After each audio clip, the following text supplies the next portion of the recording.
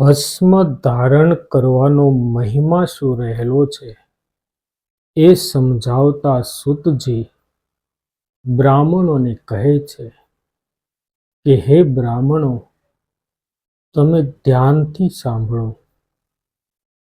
ભસ્મ ધારણ કરવાનો શું મહિમા રહેલો છે તે હું તમને સમજાવું છું.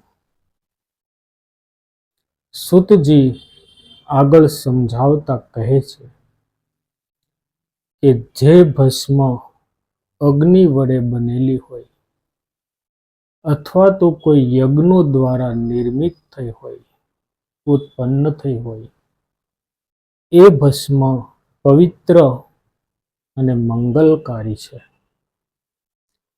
તે ભસ્મ હંમેશા આપણું મંગલ જ કરે છે, કલ્યાણ કરે છે. જે ભસ્મથી આપણે ત્રિપુંડ તાણીએ છીએ કપાળ ઉપર, એ ત્રિપુંડ હંમેશા યજ્ઞો દ્વારા ઉત્પન્ન થયેલી ભસ્મ અથવા ગાયના ચાણાની ભસ્મ ઉત્તમ ગણાય છે. અને એ ભસ્મ જળમાં મિશ્રિત કરીને શરીર પર ધારણ કરવાની હોય છે. અને એ ધારણ કરતી વખતે એક શ્લોક બોલવામાં આવે છે. ઓમ અગ્નિરતિ ભસ્મ, ઓમ વાયુરતિ ભસ્મ, ઓમ જલમિતિ ભસ્મ, ઓમ સ્થલમિતિ ભસ્મ, ઓમ વ્યોમેતિ ભસ્મ, સ્વઃ વાઇદમ ભસ્મ, મનયેતાની ચક્ષુંસી ભસ્માની. આમ કરીને આ શ્લોકનું પઠન કરીને જે ભસ્મ ધારણ કરવામાં આવે શરીરના કોઈ પણ ભાગ પર, તો એ ભસ્મનો ખૂબ જ મહિમા રહેલો છે.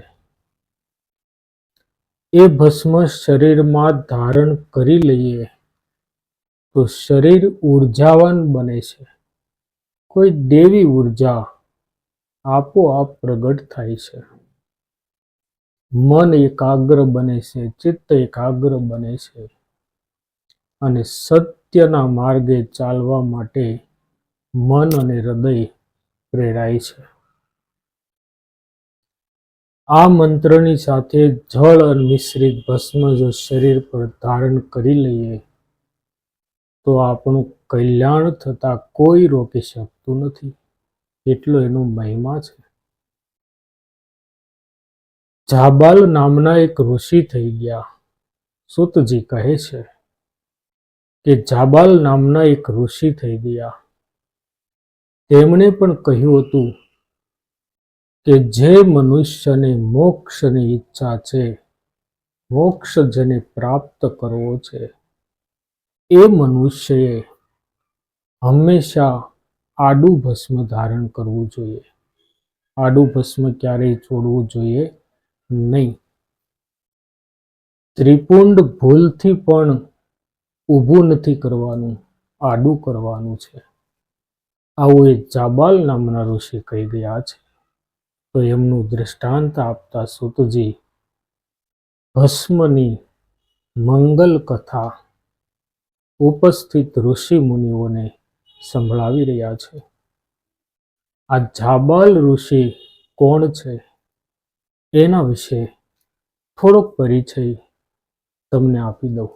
ઋષિ પરંપરામાં જ્ઞાન લેવા માટે થોડોક ભેદભાવ હતો. જે તમે જાણો છો, એકલવ્ય એનું ઉત્કૃષ્ટ ઉદાહરણ છે. ભીલ જાતિમાં જન્મ હોવાના કારણે એ જ્ઞાન લેવા માટે અધિકારી નહોતો. ગુરુ દ્રોણે એને ના પાડી હતી. તો આવી રીતે આવા સમયની અંદર જાબાલ ઋષિ થઈ ગયા. છાંદોગ્ય ઉપનિષદમાં વર્ણવેલ એક મહાન ઋષિ જેનું નામ જાંબાલ ઋષિ. સત્યનિષ્ઠા અને બ્રહ્મ જ્ઞાન માટે જાણીતા.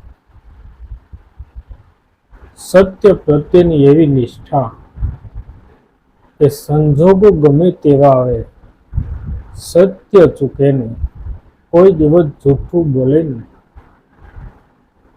એ સમયે ગૌતમ નામના ઋષિ હતા.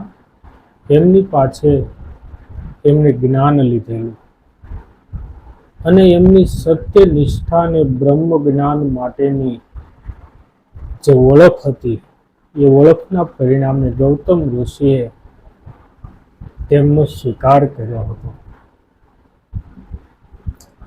જ્ઞાન પ્રાપ્તિ પછી જાંબાલ નામના ઋષિ બ્રાહ્મણ તરીકે સ્થાપિત થયા. ગૌતમ ઋષિએ બ્રહ્મ વિદ્યાની શિક્ષા એને આપી. આ ઉપરથી સમજવાનું એ પણ છે કે જ્ઞાન અને યોગ્યતા આ બે વસ્તુ એવી છે કે જે જન્મ પર આધાર રાખતી નથી, પરંતુ કર્મ પર આધાર રાખે છે. આજે આપણે જે ભેદભાવો રાખીએ છીએ માનસિક, એ જૂઠા છે. કારણ કે કોઈ પણ માણસ, આ શરીર પંચ મહાભૂતનું બનેલું છે અને દરેકના આત્મા સરખા છે. આત્માની અંદર પરમાત્મા છે. એને કોઈ ભેદભાવ ક્યારેય હોઈ જ ન શકે, પરંતુ આપણે ઊભા કર્યા છે. અને જ્ઞાનમાં અને સત્યમાં બ્રહ્મ વિદ્યા પ્રાપ્ત કરવામાં કોઈ દિવસ કોઈ પણ પ્રકારનો ભેદ હોવો જ ના જોઈએ. આ જગતમાં અનામત માટે કોઈ પણ માણસને લડવું શા માટે પડે? ઈશ્વર જ્યારે જન્મ આપે છે ત્યારે દરેકને એક સરખું ઘડતર કરીને આપે છે. માણસ પોતાની મહેનતથી પ્રતિષ્ઠા પ્રાપ્ત કરે છે, તો એમાં કોઈ ભેદભાવથી અવરોધ હોવો જોઈએ નહીં. એ પણ સમજાવવા માટે આ જાબાલ નામના ઋષિ એક ઉત્કૃષ્ટ ઉદાહરણ છે.